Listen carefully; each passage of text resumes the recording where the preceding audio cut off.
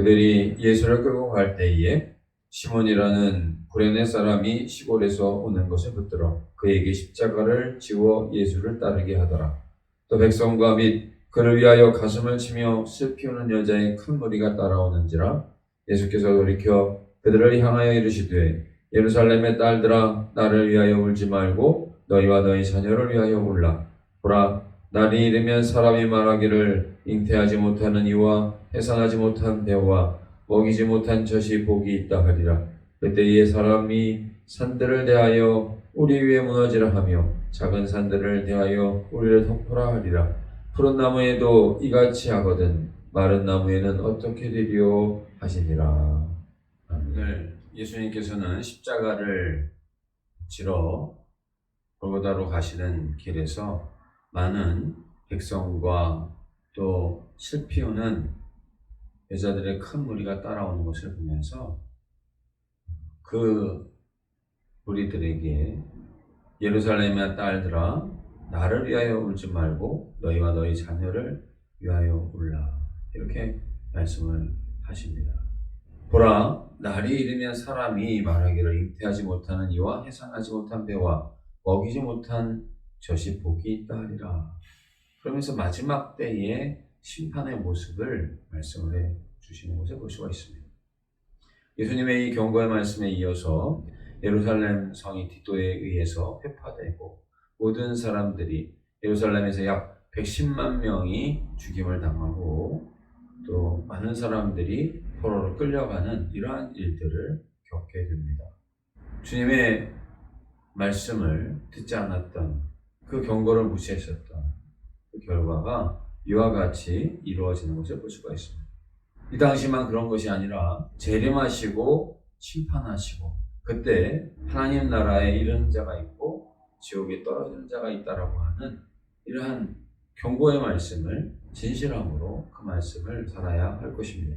예루살렘에 예수님께서 이와 같이 고난을 받으시고 골고다로 가시는 그 가운데서도 자신들의 죄를 돌이키려는 모습을 찾아보기가 어렵다는 것을 우리가 주목해야 할 것입니다. 자기의 욕심을 채우는 것에 바쁜 빌라도와 자신들의 마음 가운데에 메시아의 그 꿈을 이루어 주지 못할 예수님에 대한 실망으로 호산나 다윗의 자손이여 외치던 자들이 예수님을 십자가에 못 박으라고 바라바를 대신 놓아달라고 요청했던 이러한 모습들을 우리가 볼 수가 있습니다.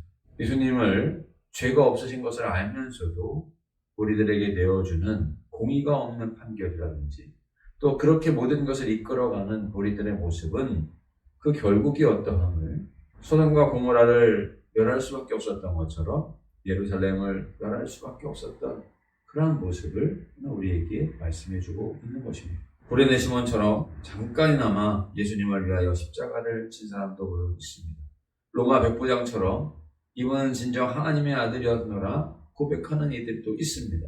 예수님께서 십자가를 지고 가시는 것을 슬퍼하며 그 뒤를 따랐던 여인들의 무리들도 있었습니다. 그런데 오늘 우리가 다시 한번 이 말씀을 돌이켜보면서 우리들의 믿음이, 오늘날 교회들이 주님이 기뻐하실 만한 중심을 가지고 또 우리 믿음의 성도들이 주님이 기뻐하실 만한 믿음을 가지고 살아가고 있는가? 불의가 판을 치고 공의가 없어서 예수님을 십자가에 못 박는 데까지, 나아가서는 예루살렘 성이 회파되는 데까지 소돔과 고모라처럼 멸망하는 이러한 일들이 이르기까지 의인 10명이 없어서 심판을 당하는 모습과 같지는 말아야 할 것이다 라고 하는 것입니다. 사랑하는 성도 여러분, 오늘 우리의 삶의 중심에 주님이 계시도록 해야 할 것입니다.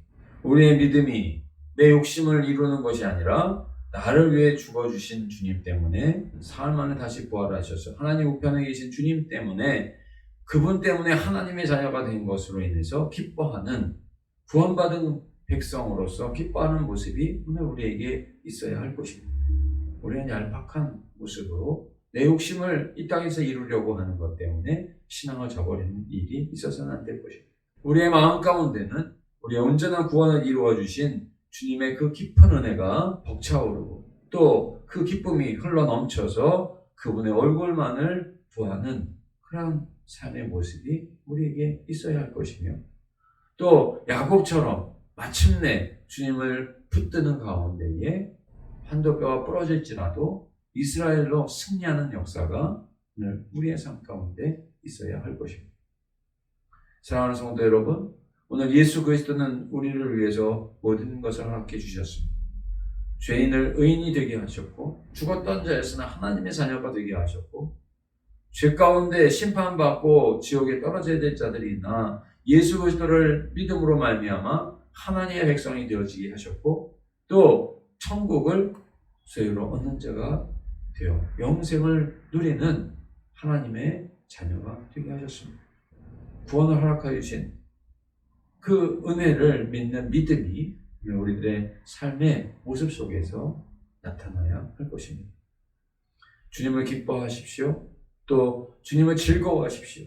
주님께서 우리에게 베풀어 주신 그 놀라우신 구원의 은혜로 말미암아 고난을 받아도 기쁨으로 받고, 죄를 이기고 사탄의 괴계를 이기고 주님과 함께 믿음으로 승리하는 오늘 한날을 사는 우리 모두가 되시고, 또 이 한 해를 살아가는 우리 모든 성도님들의 삶이 되시기를 간절히 원합니다.